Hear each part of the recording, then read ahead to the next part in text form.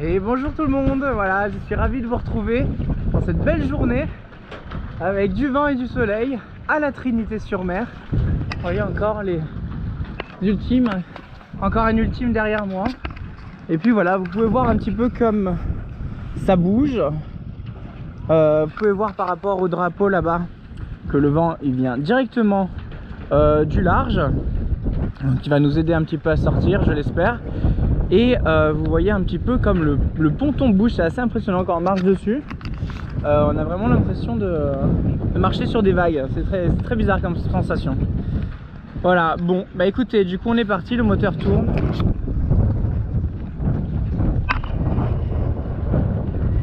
Hop, la GoPro est accrochée comme il se doit. Voilà, donc on a vu la stratégie d'appareillage. Je regarde un peu qu'il n'y ait pas trop de bateaux qui sortent en même temps que moi. Ça a l'air d'aller.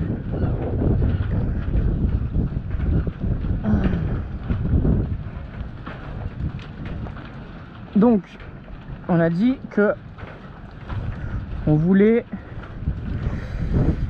que le bateau soit le plus proche possible du catway avant de larguer. Ce que je vais faire, je vais enlever ça. Comme ça, je vais ramener directement la mare à bord.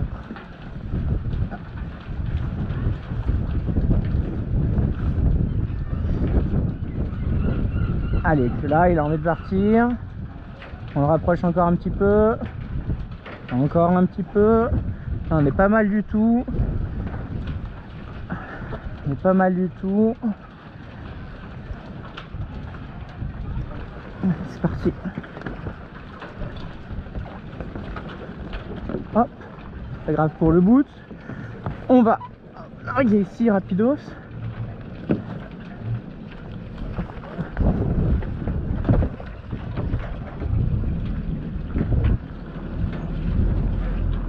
Hop, on va contre-braquer. On est bon, on va sortir en arrière. L'étrave est passée sans souci.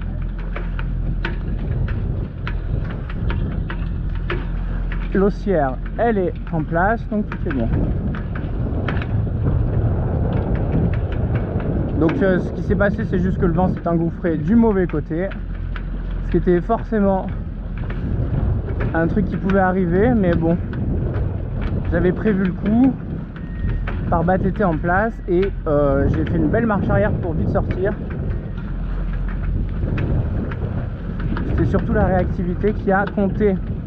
Donc voilà, comme quoi vous voyez qu'il y a quand même des éléments des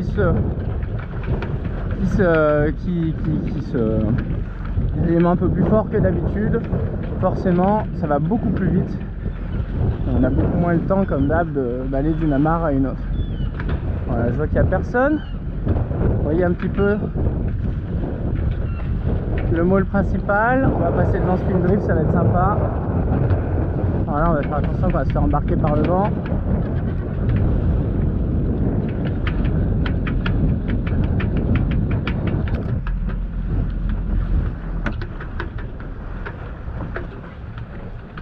Hop. On y va gentiment entre les marches arrière, marche avant. Pour l'inverseur, on met la barre droite. On casse l'air. Fais gaffe qu'il y a des boules de mouillage un peu partout. Allez, on met des gaz.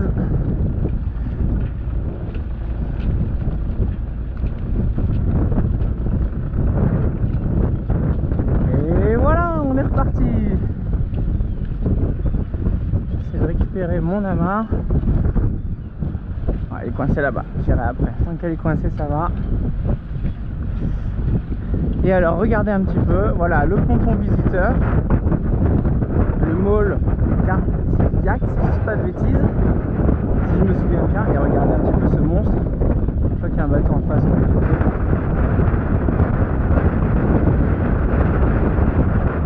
Voilà, un ultime, un foil, 100 pieds.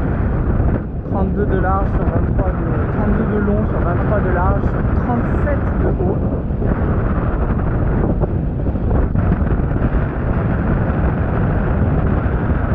Et ça vole au-dessus de l'eau avec un un nombre incalculable de mètres carrés de surface de voile. Caradec, pardon, excusez-moi. Loïc Caradec.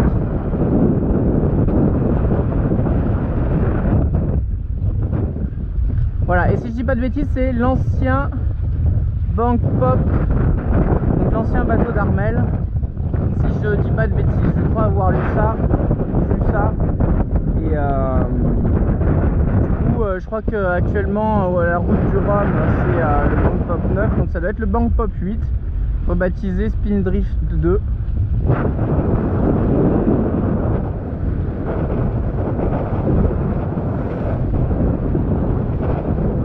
On voit que ça souffle, hein. Les bateaux sont ultra penchés. Bon, c'était prévu, hein, 2 rilles à la grand voile. Je vais voir pour le Genoa si je mets des rilles ou pas. On verra bien. Vous voyez un petit peu les bateaux là qui sont au mouillage, ça doit quand même bien secouer quand il y a des grosses tempêtes. Là, ça rentre gentiment au moteur, à la voile, appuyé par le Genoa, ça c'est sympa. Allez, on se concentre un petit peu sur ce qu'il y a devant. On voit qu'il y a un gros bateau qui sort. On va ralentir un petit peu, soulager le moteur, qui était encore pas très chaud. Et on va les laisser bien passer devant. Voilà, nous on a notre petit chenal à récupérer sur la gauche. Une fois qu'on aura passé la dernière verte, une fois que vous avez passé toutes les vertes, vous faites toutes les rouges. C'est assez simple. Alors qu'est-ce qu'ils font? Est-ce qu'ils essayent de s'amarrer dans la douleur et la souffrance, ou est-ce qu'ils sortent? Voilà, je pense qu'ils sortent pas. On va surveiller. Et alors là, un amarrage là-dessus, waouh, en solo, avec une boule à l'avant comme ça, une boule à l'arrière. Je vous explique même pas, avec un peu de vent comme ça, de nuit bien sûr, du courant, parce que quand ça vous arrive bien sûr, c'est dans les pires conditions. Vous pouvez imaginer avec le bateau qui se déballe sur les côtés dans tous les sens. Et là vous pouvez pas vraiment manœuvrer, hein. Il y a des bateaux tout autour, hein. Qui plus est si votre bouée elle est en plein milieu, comme celle-là là-bas. Voilà, là je fais bon courage, hein. Vous devez arriver là-dedans, il doit y avoir des sens, etc. Je ne connais pas très bien. Il doit y avoir un sens de circulation. Ils en ont chopé une. Félicitations. Et alors, comment choper la deuxième si le vent n'est pas parfaitement dans l'axe? Ah là là, je sais pas.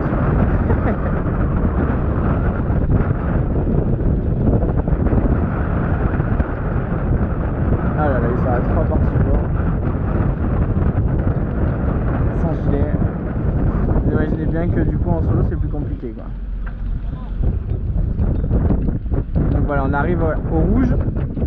On passe la dernière verte, donc on va filer hop vers la côte, chercher du fond. Voilà, normalement j'ai toujours mon alarme des 3 mètres. Voilà, on y va gentiment, pas trop forcer sur le moteur. Normalement le courant devrait être avec nous, mais par contre, vu qu'il n'y a pas beaucoup de coef, je pense que là les vagues freinent pas mal le bateau, le vent et les vagues. Voilà, donc là on chope notre axe. Vous voyez du coup qu'on a les 2 vertes là et les 2 rouges là, tout va bien. Et regardez un petit panorama, on voit la SLT qui est là-bas, je vous ai emmené là-bas tout à l'heure sur le môle avec la société nautique de la Trinité. 1879, hein, si je ne dis pas de bêtises, un truc comme ça.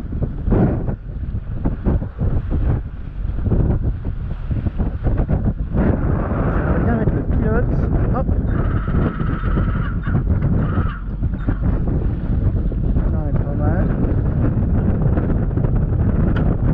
Hop, chercher mon boot.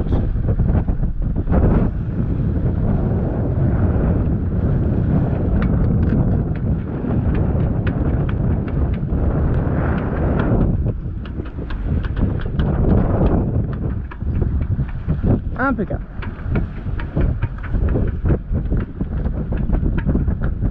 Voilà, on n'a pas d'autres bateaux pour l'instant et je sens que ça va bien venter. Ça va être bien sympa, hein. Belle remise en main. prise en main parce que là ça faisait un petit moment que j'avais pas navigué à cause du mauvais temps. Et surtout que là il va y avoir du gros mauvais temps qui va s'annoncer, donc faut vraiment que cette nave se passe nickel. Regardez le spin drift qui est encore toujours énorme. On voit le mât de 35 mètres de haut, le mât, donc 37 de tirant d'eau en tout. Assez impressionnant quand même. Voilà, et donc aujourd'hui c'est Spin Drift 2. Et il y a quelques temps c'était... Voilà.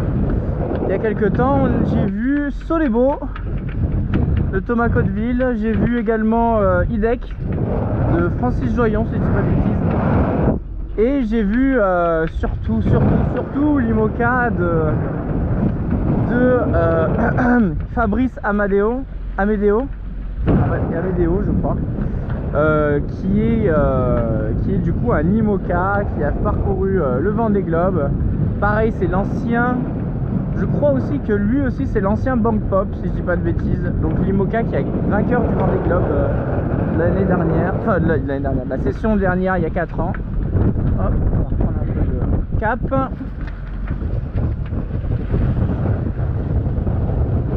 Hop, hop, hop. Et du coup, un magnifique IMOCA superbement préparé, etc. qui donnait vraiment envie. J'avais vraiment envie de monter dessus, hein, je vous le dis. Ça donne vraiment envie. C'est très beau à voir. Et ça laisse rêveur. Alors, vous voyez tellement que c'est vraiment une machine de course. Il n'y a rien d'autre que le nécessaire pour aller vite et être performant, et c'est tout quoi. C'est-à-dire tout le reste a été vraiment complètement supprimé. Voilà, donc on continue notre chenal. Vous voyez que c'est pas très dur au final. Ce qu'il faut, c'est pas foncer tout droit au milieu, malgré qu'on soit à marée haute, hein, parce qu'on a bien vu qu'ici à marée basse il y a des casiers, ça remonte déjà, il y a une espèce de dune naturelle. Et en plus de ça, il y a des casiers de partout. Et du coup, les casiers, je ne pense pas que ça soit... Je pense que sur la carte maritime, ce qui me paraît le plus logique, c'est que ce soit le fond de la dune qui soit prise en compte au niveau des sondes. Donc rajouter bien 1 mètre, 1 mètre 50 de casier par-dessus et votre quille touche rapidement. Voilà, regardez un petit peu. Je regarde à combien on en est. 12 minutes, ça va parfait.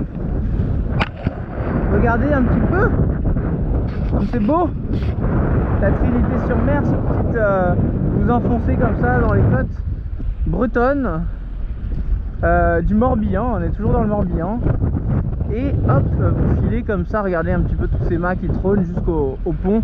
Là, quand vous passez sur le pont, il y a un panorama magnifique aussi.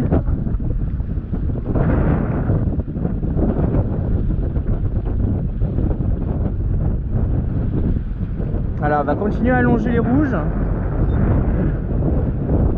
Vous voyez qu'il n'y a plus de verte à partir de ce moment là, et tout à l'heure il n'y avait pas de rouge, hein, donc ça alterne. On voit que les bateaux ils penchent de fou. Ça penche, hein. Je peux vous dire que ça penche là-bas. Et donc on va se diriger vers les bateaux qui sont là-bas. On va essayer de voir si au près on fonce pas dans les fameuses zones ostréicoles avec les casiers, enfin les casiers, oui, là, ouais, avec les balises rouges, les balises jaunes, les marques spéciales. Et du coup on va essayer de tirer des bords non loin des marques spéciales pour longer, et comme ça va nous guider directement jusqu'à Port Alliguen.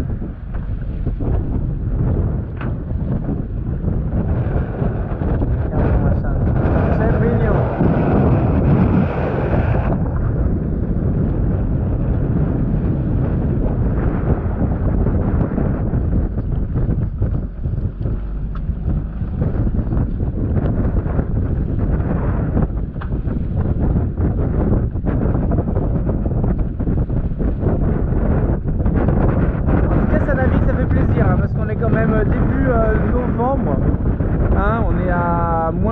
De Noël et les gens naviguent. Les gens naviguent, ça fait plaisir.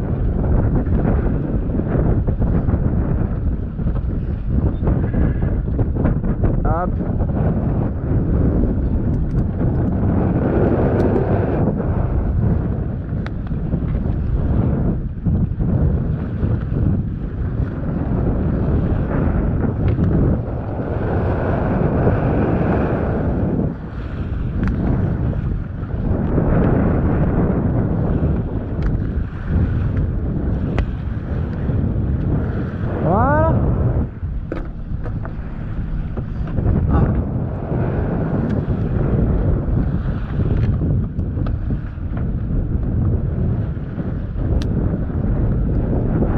Bah écoutez, un bel appareillage, mine de rien, et malgré les conditions. Et on va aller voir combien il y a de hauteur de vague là-bas, parce que je pense que d'après mon Winguru, il doit y avoir pas mal de vagues.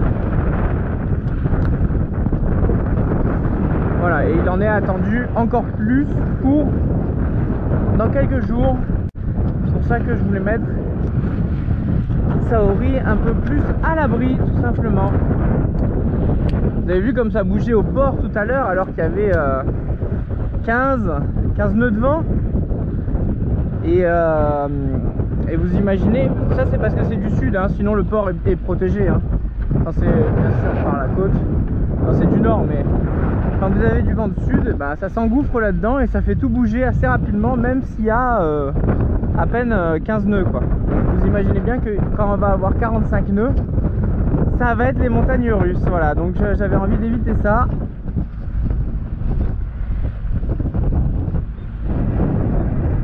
Voilà, donc on va continuer à longer les deux rouges et puis on va aller chercher le petit très haut, un truc comme ça s'appelait.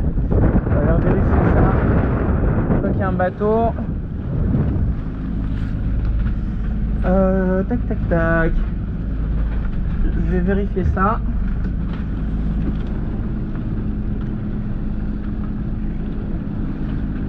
Avec vous, et comme ça après je vous laisse et on se retrouve avec les voiles. Avec les voiles et de la gîte. Attention la vague. Hop. Boum.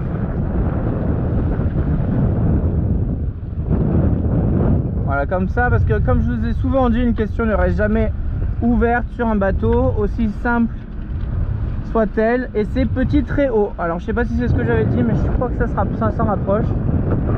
Petit très haut, je vois qu'il en reste une, deux. Donc vous voyez les deux qui sont là, et puis la troisième sera là-bas au loin. Donc on va aller là-bas, et puis on verra quand est-ce qu'on va mettre les voiles. Je pense que déjà à partir de la dernière là, on pourra commencer à mettre les voiles vu qu'on est assez face au vent. Voilà, bah écoutez, les bonnes choses qui se commencent là, hein, ça fait plaisir. Et puis je vous retrouve tout à l'heure. Bye bye, au revoir la Trinité, au revoir les ultimes et les IMOCA. Et bonne chance pour la route du Rhum. Bye bye.